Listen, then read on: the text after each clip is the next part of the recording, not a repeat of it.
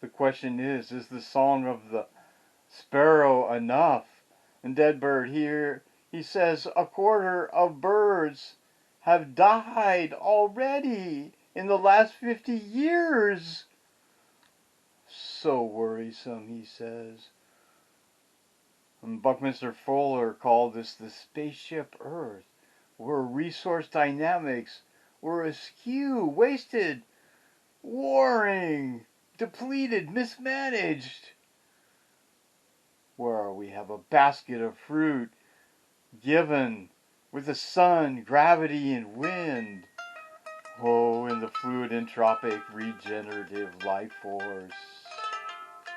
Whoa, meets wrong-headed ego greedy human on the open plain of our planetary dreams. Energy equals the weight of you leaving the planet. Deadbird says your so pampered self as it disintegrates gaseous energy is the effort you put into all those daydreams. Success for your family and friends as those molecules mingle in the atmosphere.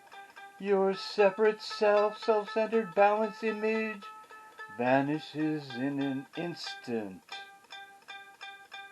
Blindingly fast. Weighed down by farewells.